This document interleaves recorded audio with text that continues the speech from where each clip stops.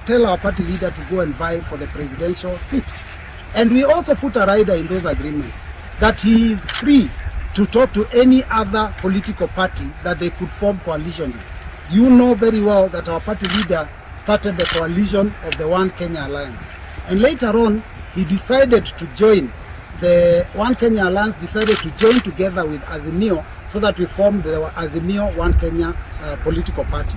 Now today, we are here because we want to talk about what happened. We believed that our party leader was going to be the candidate. Later on, we believed that our party leader was going to be the deputy president. When that did not happen, as a party, and I want to make this clear, as a party, we positioned our party leader as a candidate for the elections so that we cannot be taken for a ride.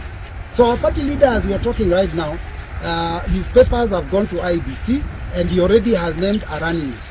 But what we have decided and we have discussed as leaders, and that because we had already agreed to work under the Azimio One Kenya Alliance, that maybe it is time that we exhaust all the options that were available under the Azimio One Kenya Alliance, because there is a dispute resolution mechanism under that alliance.